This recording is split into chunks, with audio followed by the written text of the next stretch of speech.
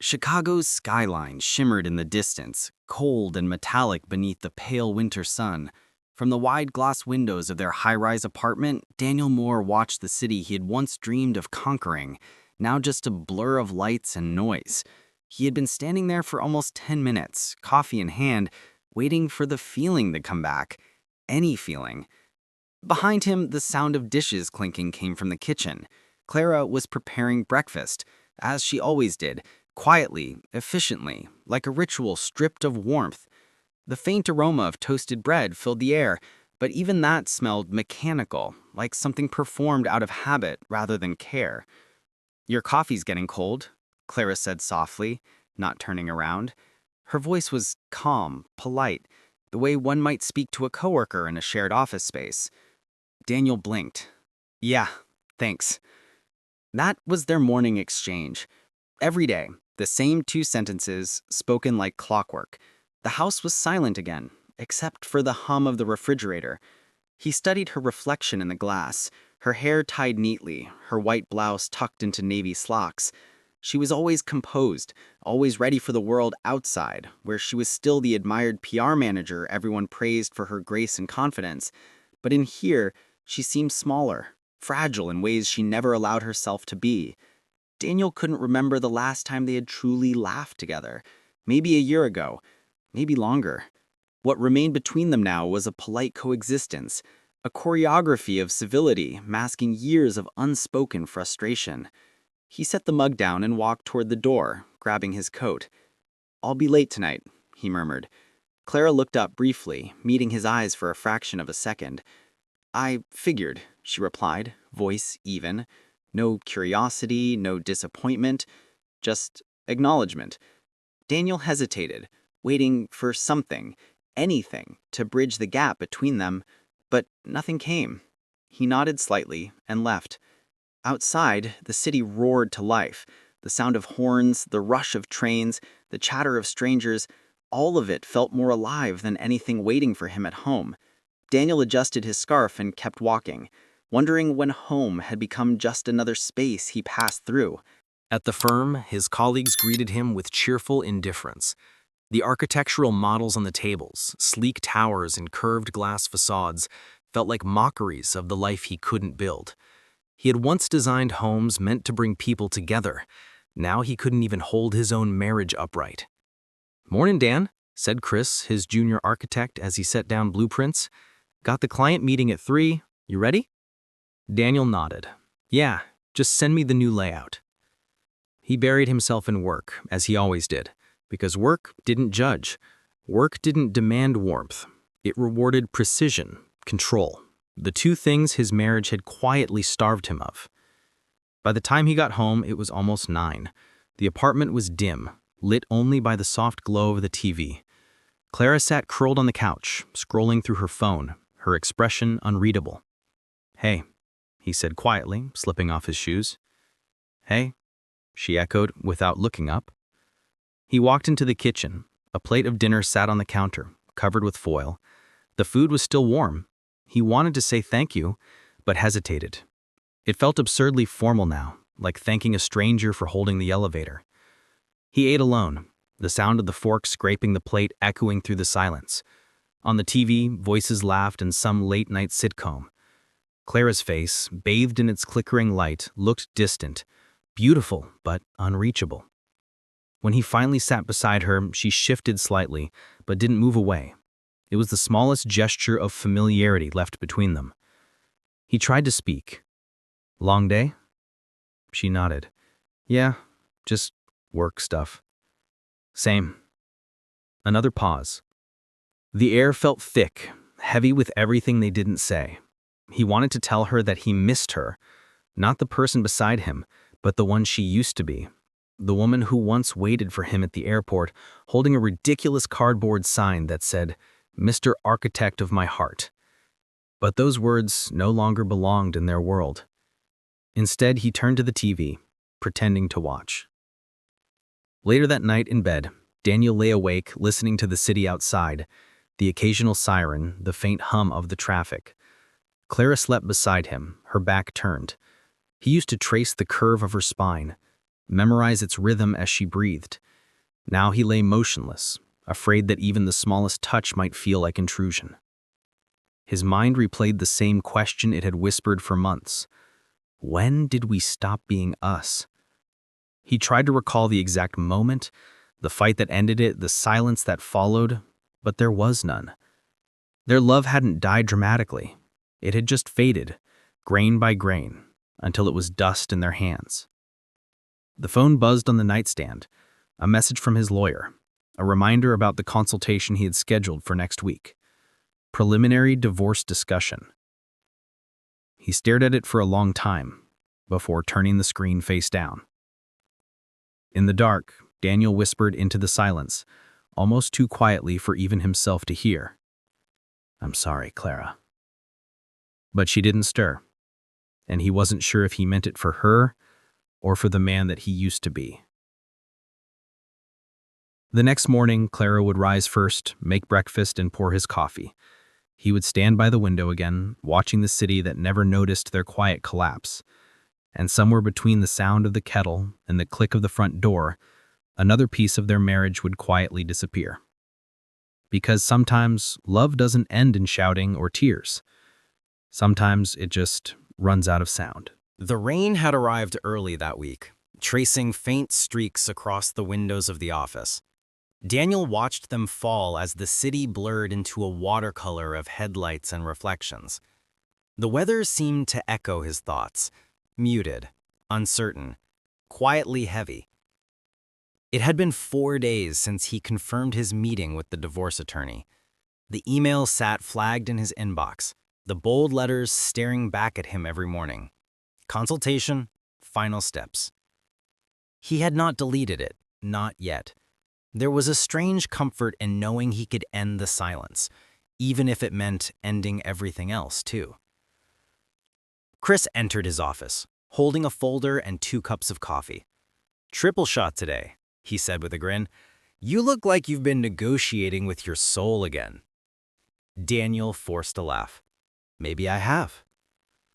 They went over project revisions for an upcoming client presentation, but Daniel's attention drifted in and out, the plans and lines blurring together.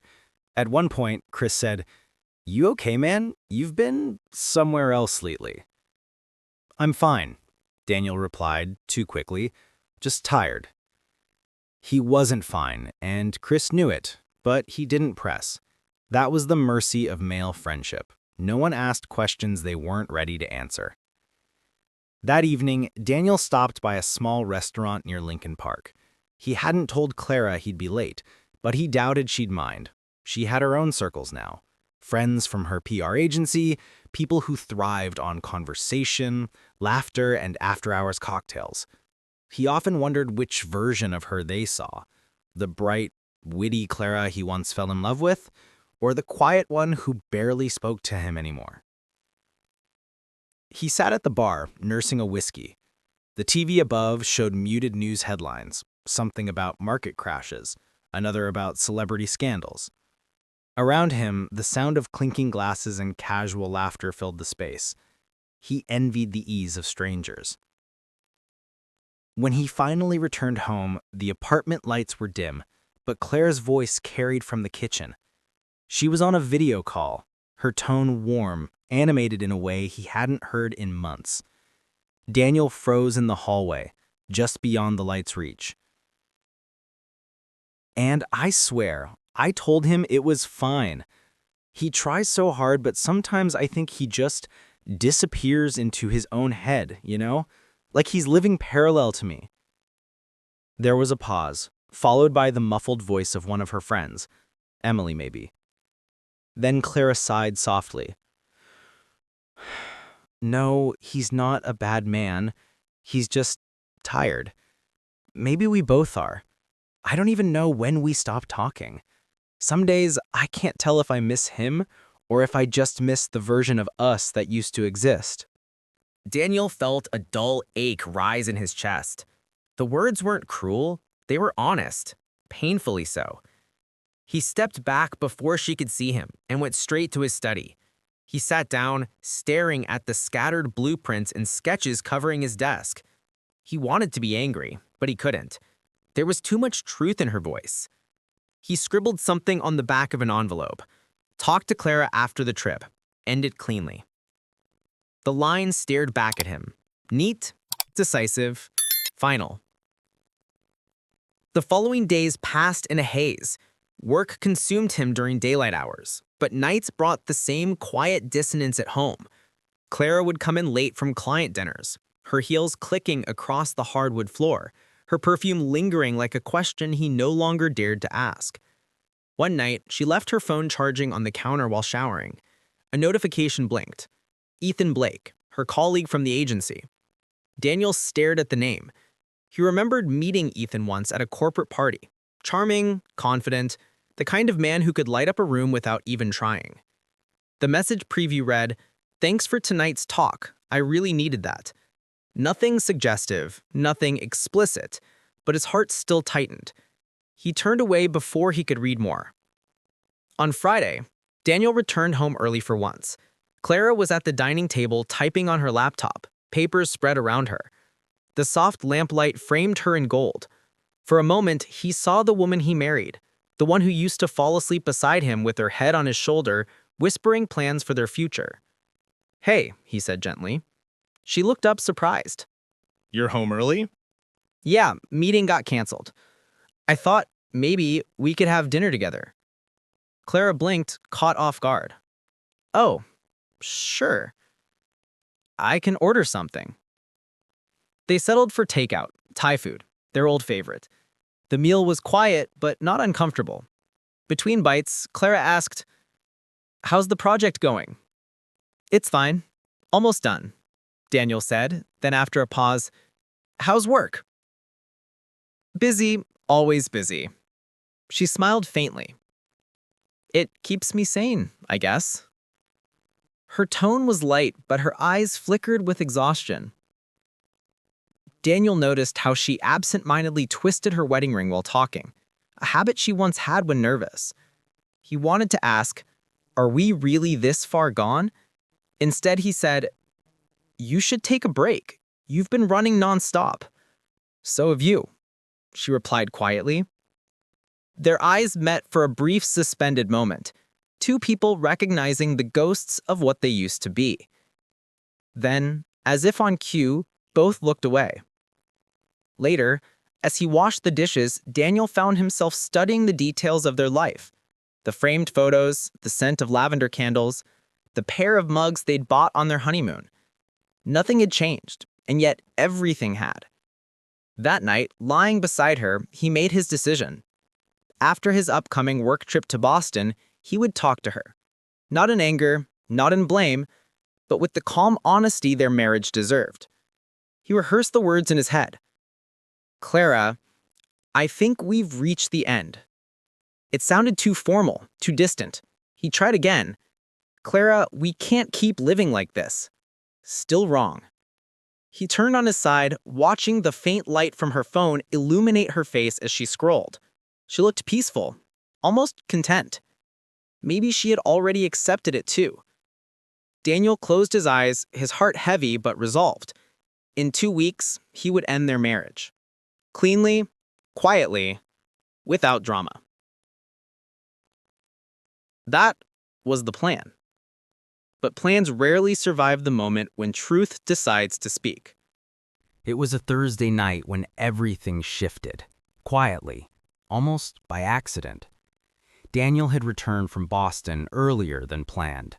The client presentation wrapped ahead of schedule, and for the first time in months, he felt an odd longing to go home. Maybe it was guilt.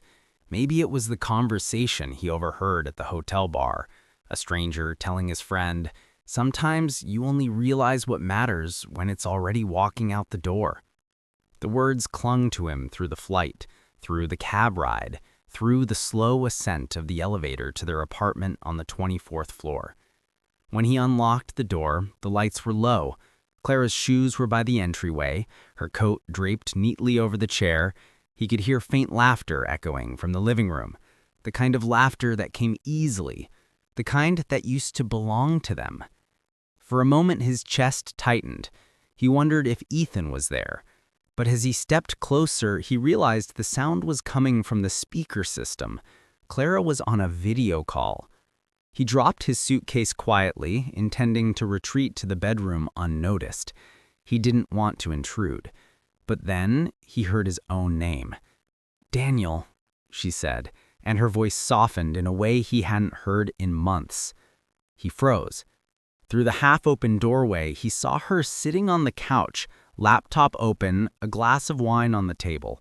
Her friends, 3 of them, appeared in small glowing rectangles on the screen. Emily from New York, Lauren from LA, and another woman whose face Daniel didn't recognize.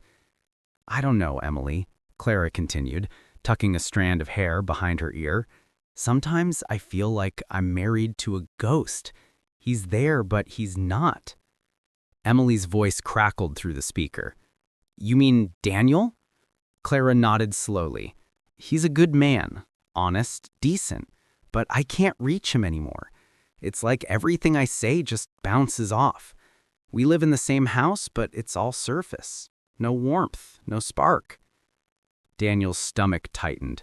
He should have walked away right then, should have given her privacy, but he didn't. He stood still, his pulse loud in his ears. Lauren chimed in, her tone sharper. "Maybe it's just over, Clara. People grow apart. It's not a crime." But Clara shook her head. "It's not that simple. You don't stop loving someone just because you're tired." She hesitated, her eyes glistening. "He's still the man who used to wait outside my office just to walk me home even in the snow.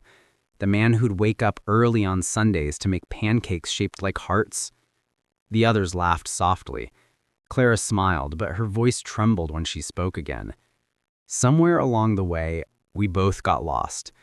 He buried himself in work, and I stopped trying to pull him out." Daniel's throat tightened. He leaned against the wall for balance. Every word struck him deeper than any accusation ever could. Emily's tone softened. "Do you still love him?" There was a long silence. Clara stared into her glass of wine, swirling it slowly. "I think I do," she whispered. "But love isn't enough when 2 people forget how to speak it." The words hung in the air like smoke. Daniel felt his vision blur. He stepped back into the hallway, pressing a hand to his face. He wasn't sure if what he felt was sorrow or shame, or both. For months, he had built a quiet narrative in his mind. She had stopped caring, she had moved on, she was the one drifting away. But hearing her voice, raw, vulnerable, still filled with affection, made that story collapse. He realized then how little he had actually listened to her, how many dinners he'd spent scrolling through his phone, how many mornings he'd left without saying goodbye, how many small kindnesses he'd taken for granted.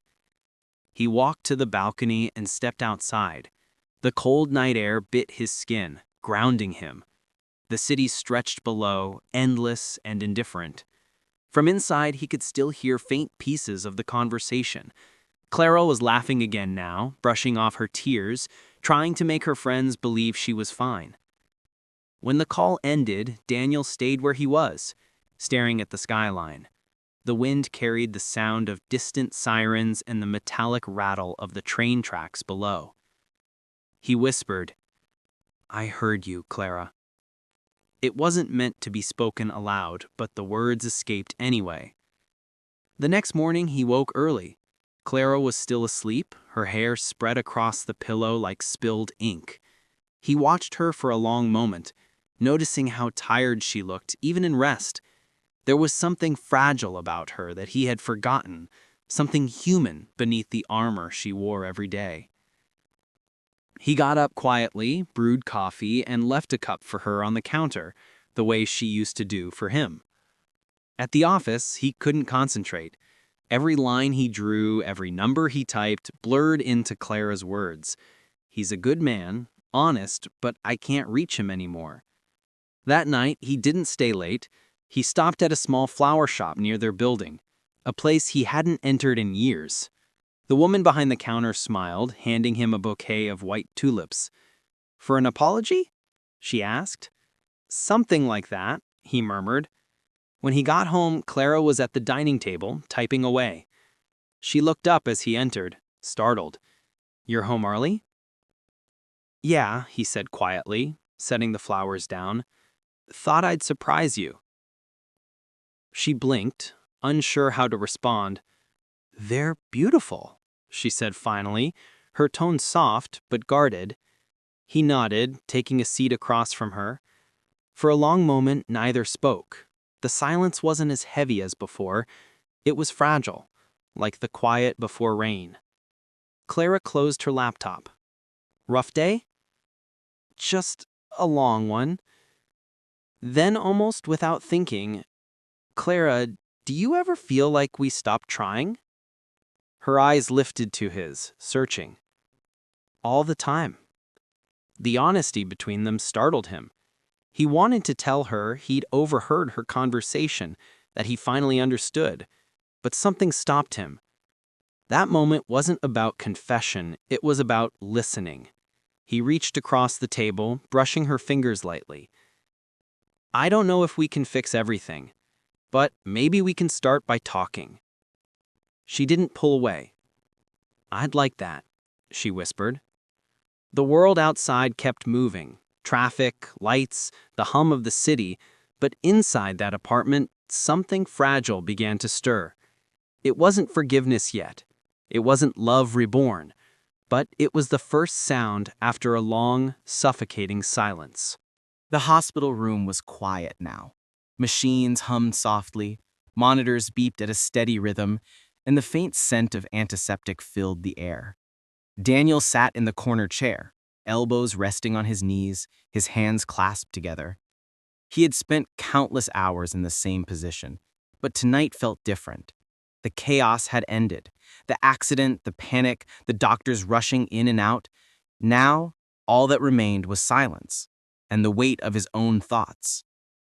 He looked at Sarah, his wife, lying motionless on the bed. Her face was pale but peaceful, her breathing steady. The bruises had started to fade, yet each one seemed to echo back to the night everything changed. Daniel felt a pang of guilt every time he saw them. He remembered the fight they'd had that morning, harsh words, bitter silence, his cold, "I'm done," before slamming the door. That was supposed to be the end. But hours later, the call came. Your wife has been in an accident. It shattered him. Now, as he sat beside her, all those months of anger and resentment seemed so small, so meaningless. The nurse came in quietly, checking the IV drip. She's stable, she whispered. She's been responding better today. You should get some rest. Daniel nodded, but he didn't move. He couldn't leave. Every time he closed his eyes, he saw her lying in that wreck. The mangled car, the flashing lights, the rain-soaked pavement. When the nurse left, Daniel took a deep breath. I thought I wanted to leave you, he said softly. His voice cracked. But when I thought I'd lost you, I realized how blind I've been. He remembered the laughter they used to share, the small things. Sarah humming while cooking breakfast, her way of sneaking extra sugar into his coffee, the way she'd lean on his shoulder during late-night movies. Somewhere along the line, he had stopped noticing. He thought about what he had overheard that night, her conversation with her friends, how she said he was her anchor, that even when things got hard, she still loved him deeply but didn't know how to reach him anymore. He had stormed off that night, convinced she was lying, that it was just her playing the victim.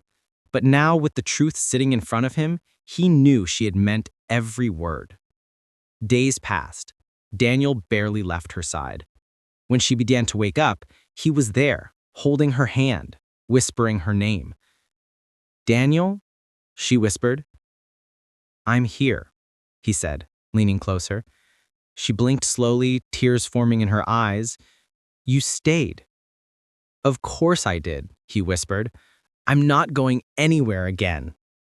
She tried to smile, but the pain in her body was too much. Still, that small curve of her lips broke something inside him, a dam he had built out of pride, anger, and fear. That night, Daniel walked out onto the hospital balcony. The city lights shimmered in the distance, reflections dancing across the wet streets. He thought about their marriage, the long years, the growing silence between them, the walls they'd built. It wasn't always this way. They used to dream together, trips they never took, promises they never kept. And yet, somewhere between chasing success and managing life, he forgot that love wasn't just about being present physically. It was about showing up emotionally, every single day. He remembered how she used to say, "I just want you to talk to me." And he never did. He thought being a good husband meant paying the bills, fixing things around the house, making sure life ran smoothly. But now he understood. All she ever wanted was him. When he returned to the room, Sarah was awake again, staring at the ceiling. "You should have divorced me," she said quietly, her voice trembling.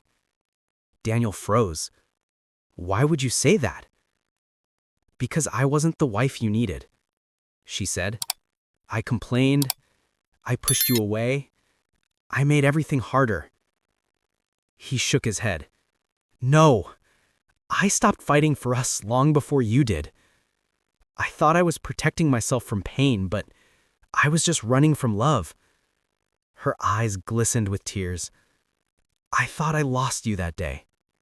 "You didn't," he whispered, holding her hand. "But I almost lost you, forever. And that's something I'll never forgive myself for." In the days that followed, something changed. Their conversations were slow but honest. They talked about their fears, their mistakes, and their dreams, the ones they buried under routine. Daniel read to her at night, stories they once loved. Sometimes she'd fall asleep before he finished, her hand still in his. Other times she'd whisper something simple like, "Thank you for staying." And those 5 words felt heavier than any vow they'd ever spoken. One evening, as the sun dipped below the horizon, painting the sky in soft orange and purple, Daniel looked at her and said, "When you get out of here, we're starting over." Sarah smiled faintly. "Starting over?" "Yes," he said. "No old grudges, no pretending. Just us, from the beginning." She squeezed his hand weakly. "I'd like that." Later that night, Daniel sat back in the chair, watching her sleep again. But this time there was peace. Not the heavy kind that follows sorrow, but the quiet kind that comes with forgiveness. He thought about how close he had come to walking away, to losing everything because he couldn't see what was still worth saving. Now he understood. Sometimes love isn't about finding someone new. It's about rediscovering the person you once promised to never give up on. And as Sarah's hand rested in his, Daniel whispered to himself, "This time, I won't forget." Morning sunlight filtered through the hospital blinds, painting the room with a soft golden hue. Sarah had been recovering faster than anyone expected, her bruises fading, her strength returning little by little. Daniel sat by her side, reading something from his phone, occasionally looking up to check if she was comfortable. For the first time in weeks, there was a lightness between them. Small jokes, soft smiles, shared silences that didn't feel heavy anymore. But beneath that calm surface, a quiet question lingered in Daniel's mind, one that had been haunting him since the night of the accident. Why was she out there that night? She had told her friends she was staying home, yet she was found miles away, near the old bridge, a place they hadn't been together in years. The police report said it was an accident, but something about it never sat right with him. He had promised himself not to ask until she was ready, but that morning, as she rested, Daniel's curiosity finally took over. He stepped outside to get some air. The corridor was lined with faint hospital chatter, footsteps, distant beeps, and the smell of coffee. At the nurse's station, he noticed a small envelope tucked into her chart. Her name was written on it in her handwriting. His stomach tightened. He hesitated, then opened it. Inside was a folded letter, written in blue ink, her familiar cursive slant filling the page. Daniel, if you're reading this, it means I didn't get the chance to tell you myself. I went out that night to meet someone, not because I wanted to hide from you, but because I wanted to understand something that's been breaking me for months. There's something I never said. I found out about the message you sent to Emily, the one where you said you felt trapped in our marriage. I wasn't angry, just shattered. Because I realized you'd been feeling alone for so long, and I didn't see it. I went to the bridge that night because that's where we made our first promise, that no matter what happened, we'd always talk before giving up.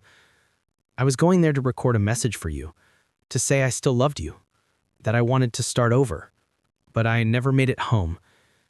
If you're reading this, I just hope you know I never stopped believing in us, even when it hurt. Sarah. Daniel's hands trembled as he finished reading. His chest tightened with a mix of guilt and realization. He remembered that message, something careless he had sent months ago during an argument, venting to a friend from work. He thought she'd never see it. He thought it didn't matter. But it did. That small, thoughtless confession had led her to question everything, and ultimately to that night. He stood frozen, staring at the letter as the hallway seemed to blur around him. Every word cut deeper than the last. She hadn't been out to betray him.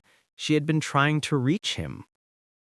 He went back into her room quietly, the letter clutched in his hand. Sarah looked up, a faint smile forming on her lips. "You found it, didn't you?" Daniel nodded slowly, sitting beside her. "You wrote this before the accident." She took a shaky breath. "I didn't mean for you to find it like that." He swallowed hard. "Why didn't you tell me?" Her eyes softened. "Because you were already hurting. I didn't want to make it worse. I thought maybe if I showed you how much you still meant to me, maybe we could fix it." Daniel leaned forward, his voice breaking. "And instead, you almost—" He couldn't finish the sentence. "I know," she said quietly, tears forming.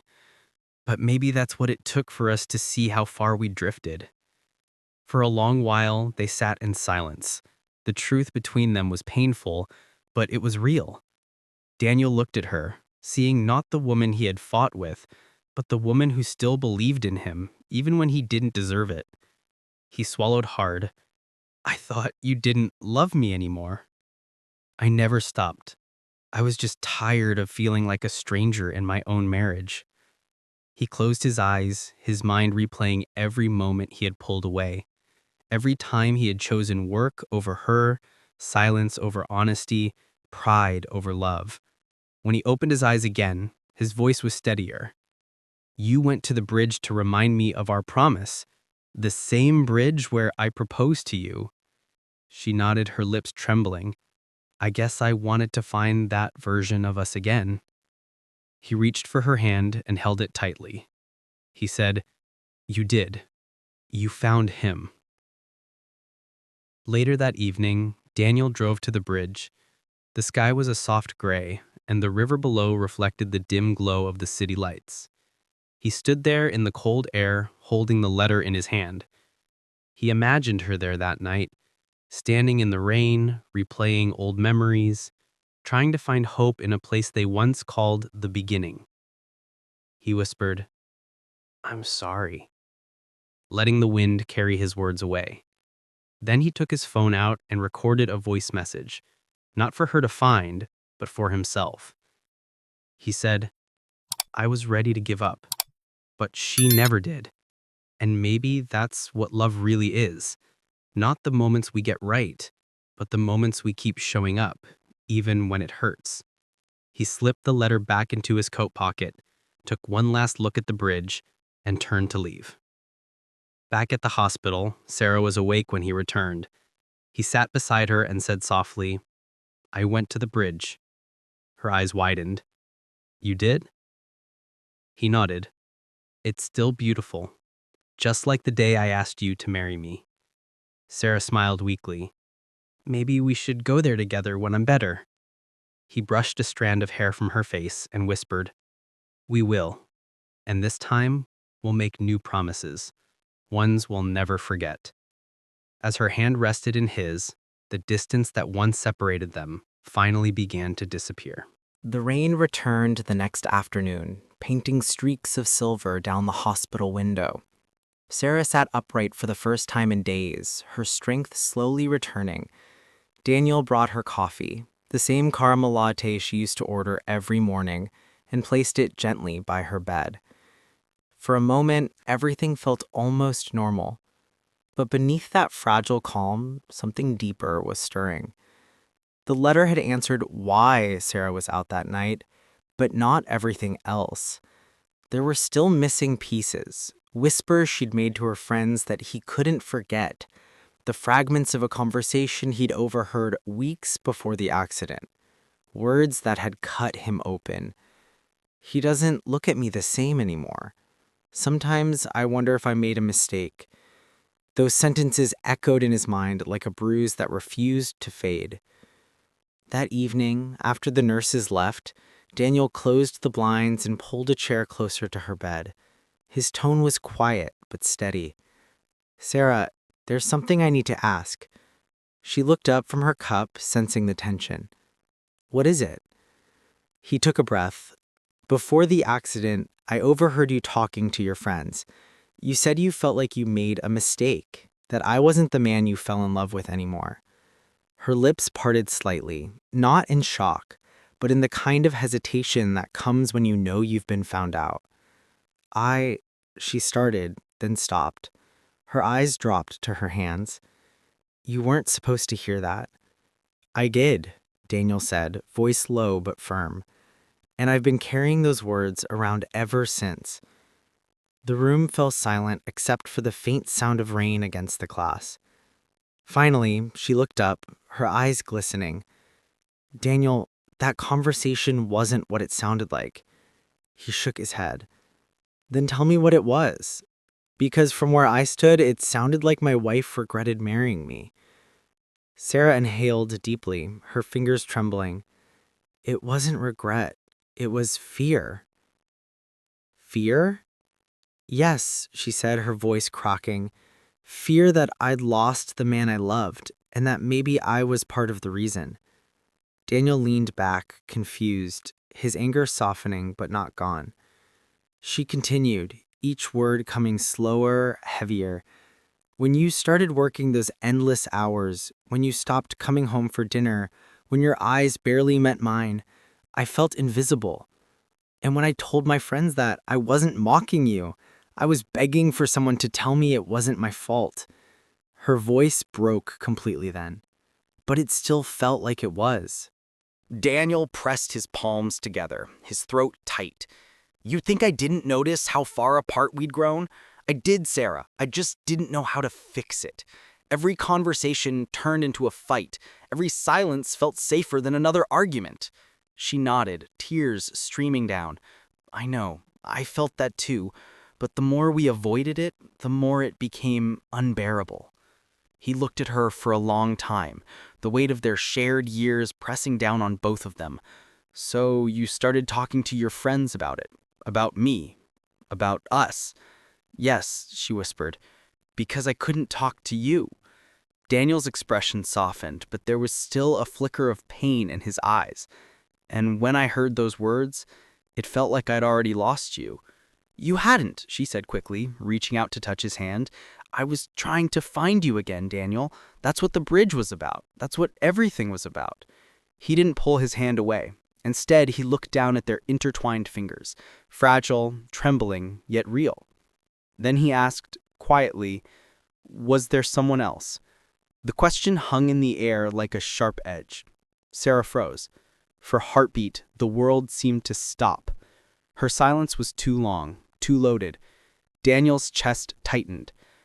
"There was, wasn't there?" Tears filled her eyes, and she shook her head weakly. "Not the way you think.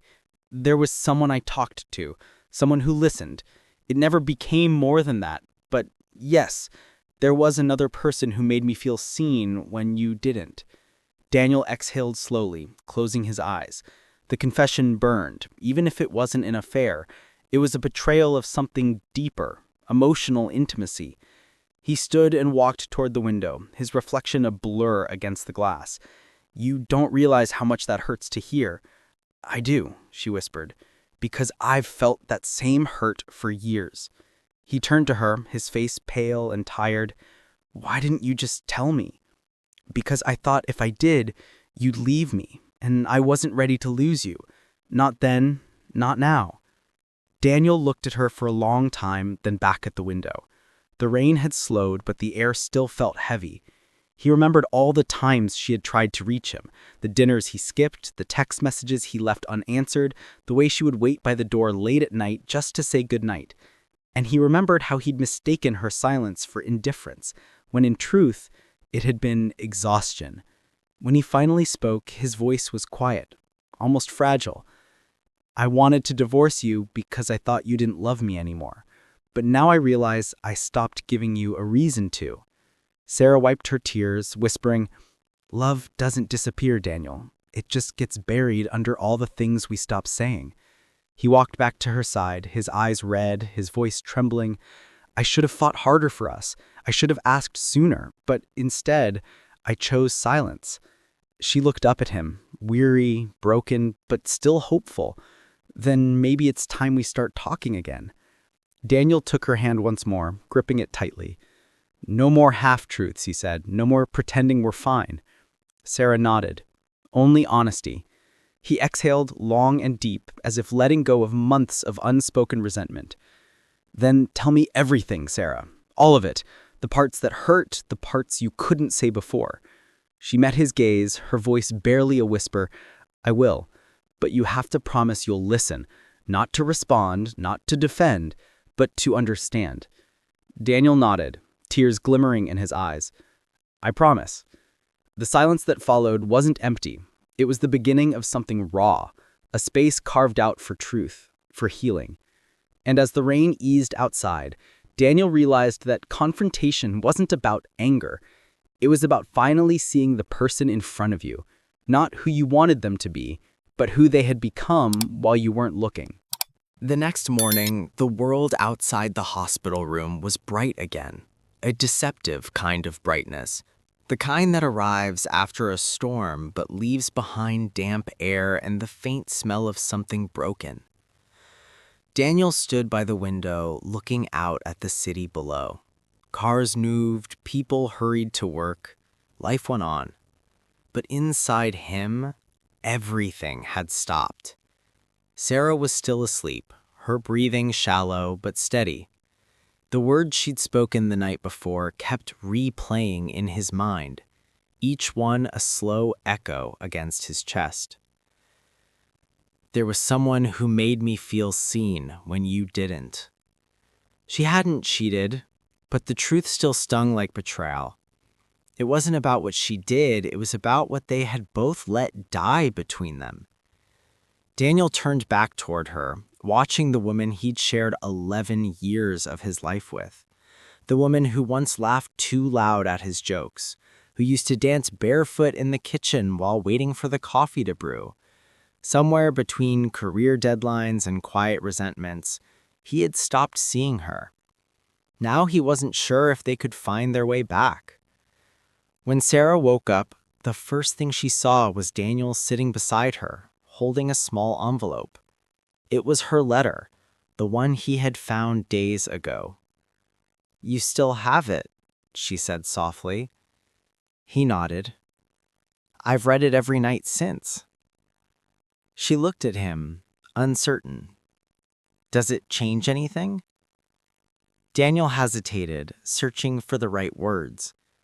"It changes how I see you, how I see us.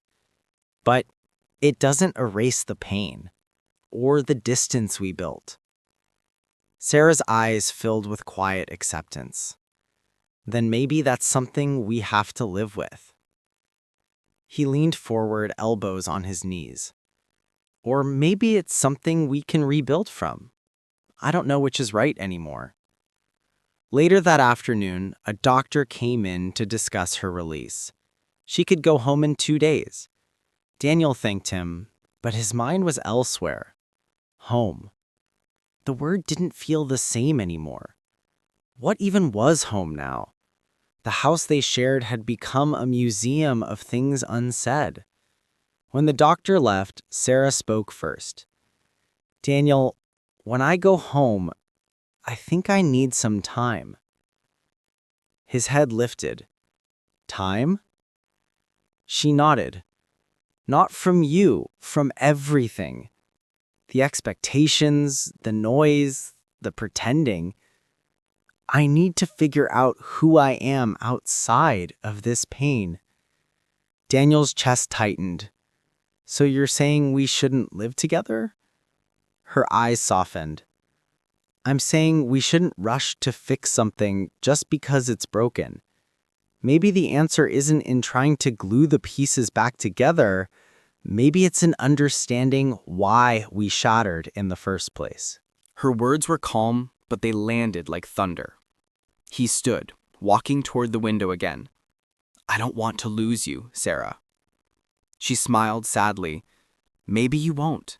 Maybe you'll just find a different version of me, one who isn't afraid anymore. That evening, as the sun dipped low, Daniel went home to gather some of her things. The house was silent. He walked past the living room, where her books still lined the shelves, past the dining table where they'd once argued over nothing, and into the bedroom that still smelled faintly of her perfume. He sat on the edge of the bed and stared at the framed photo on the nightstand. Their wedding day, 11 years ago. He remembered the way she looked at him, eyes full of belief. Somewhere along the way, that belief had faded, and he wasn't sure if he had the right to ask her to find it again. He picked up the photo, running his thumb over the glass. Then he placed it into a box, along with her favorite sweater and the novel she'd been reading before the accident. As he closed the lid, his phone buzzed. A message from Sarah. Thank you for not giving up on me, even when I wasn't sure how to ask you to stay. I didn't stay out of habit, Sarah. I stayed because I still believe in us, even if I don't know what us means anymore. He stared at the message for a long time before setting the phone down. 2 days later, he drove her home from the hospital. The ride was quiet, filled with the kind of silence that said more than words ever could. The city outside blurred by, the same streets, the same people, but everything between them felt suspended, fragile. When they reached the house, Sarah paused before stepping out. Do you want to come in? She asked. He hesitated, his hands still on the steering wheel. Do you want me to?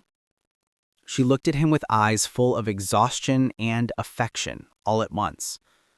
I want you to live your truth, Daniel. Not out of guilt, not out of fear, just truth. He nodded slowly. Then here's mine, he said, voice trembling. I love you, Sarah, but love alone isn't enough anymore. Not if it doesn't come with honesty. Her lips trembled, a tear escaping down her cheek. Then let's be honest, even if it breaks us. Daniel stepped out of the car and helped her to the front door. Inside, the house felt both familiar and foreign. She sat down on the couch, her eyes moving around the room as if seeing it for the first time. Daniel placed her bag by the door, uncertain what to do next. Finally, Sarah said quietly, You can stay tonight, if you want. But tomorrow, I think I'll go to my sister's for a while. He nodded, the words catching in his throat. If that's what you need. She looked up at him. And you? What do you need? Daniel thought for a long time before answering.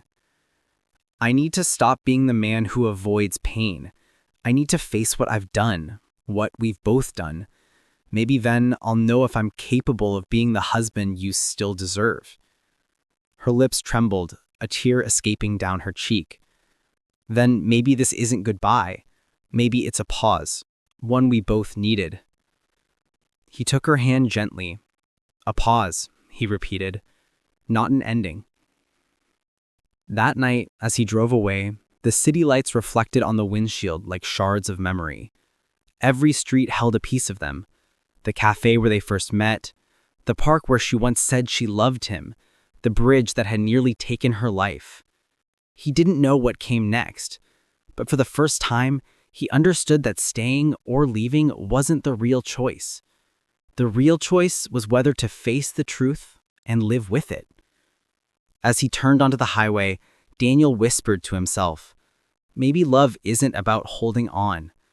Maybe it's about learning how to let someone find their way back without losing yourself in the process.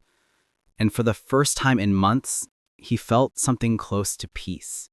When I finally returned home, it wasn't with a suitcase or a dramatic speech. It was quiet. The kind of silence that feels heavier than words. The taxi stopped in front of our house just as the early morning sun began painting soft gold over the porch. Everything looked the same, yet different. The house that once felt suffocating now looked fragile, like it had been waiting for me to decide whether to destroy it or rebuild it. I hesitated before unlocking the door. Inside, the faint scent of her lavender candles lingered, mixed with the faint aroma of coffee, the kind she always brewed when she couldn't sleep. On the table sat a half-empty mug and a folded note. My chest tightened as I recognized her handwriting.